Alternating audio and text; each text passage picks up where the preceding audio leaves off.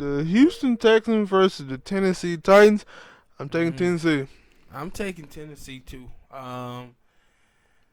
Man, if you're the Tennessee Titans, are you looking at Ryan Tannehill as your future quarterback?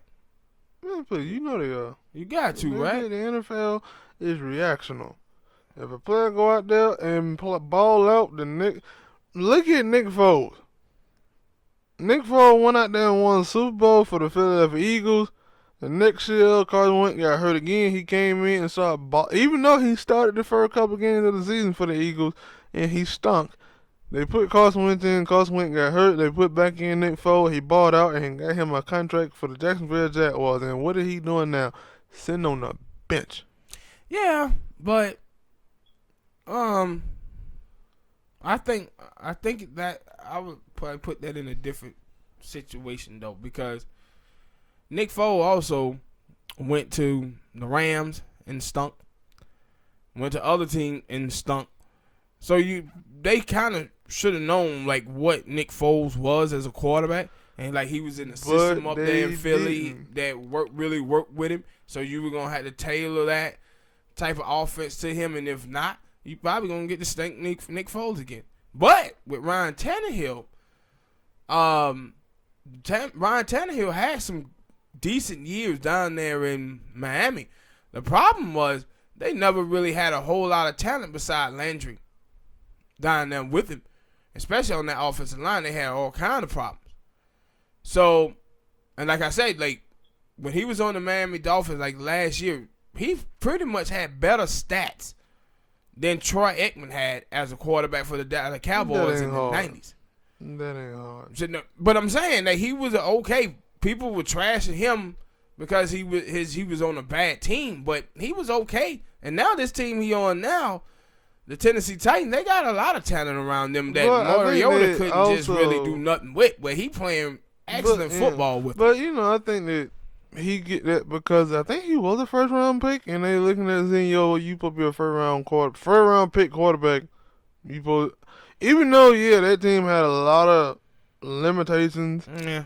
I'm guessing they looked up and said, "Yo, he a first round talent. He's supposed to uplift all that." But the thing. Yeah, I agree, but it got to be consistent across the board. When they talk about Matthew Stafford, they don't talk about him like that. They start talking about, oh, man, Matthew Stafford ain't got this and he ain't got that. No, the thing is, Matthew Stafford had all of that and he still played better. Yeah, and see, and that's my problem that I have with it. I don't think it was any consistency there with Ryan Tannehill because he just didn't have the type of talent. And then also, Ryan Tannehill was a wide receiver in college too that went transferred into a quarterback. But I think that this team, he was injured a lot too. I think this year he might be fully healthy, and then you take into account that he really didn't have to play the first 6 or 7 games. So, and that offense is still tailor-made towards Mariota, whereas we're going to run the ball with Derrick Henry, and then we're going to play action over the top with these fast receivers. And, because when you look at the Miami Dolphins, Juice Landry ain't the fastest wide receiver out there. He a good route runner. But when you look at Tennessee, they got that boy A.J. Brown. He can fly. And the thing that I like about them is that with Tannehill, he's just not coming out there doing what Mariota was doing. Mariota is dig and dunk.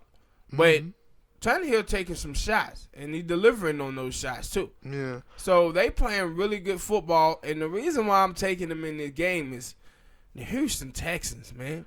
Up and down. Like, you just watch the Houston Texans and you say to yourself, what the hell is going on? How the hell did they lose that game this past weekend? We know how they lose. They got blown out. Yeah, got blown out by the Broncos.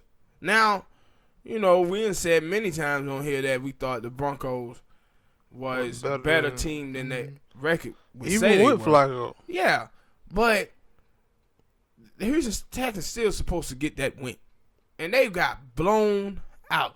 Mm-hmm. And maybe you shouldn't have traded Clowney. And Couldn't pay him though. I understand. but I don't like you don't get just blown out because your defense is bad. You get blown No, out and because your also- offense is not scoring. Yeah, but also they got injuries on the back end because they Yeah. kept losing corners and safeties.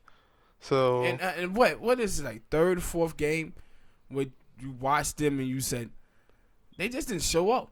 Like that game, I was on Sunday Night Football or Monday Night Football when they played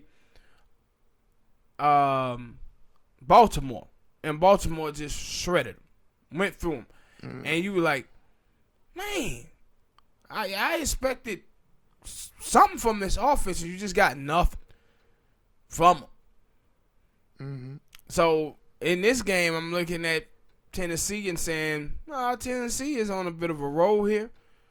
They playing well, confident. I mean, their quarterback is confident. So I'm going to take them, and I'm going to say the score going to be 28-24 Titans. I said Titans. I'm saying the score on that. I'm gonna say 34-20. Damn. Really? Man, them boys gonna put up some points. All right. Hit that like button, subscribe.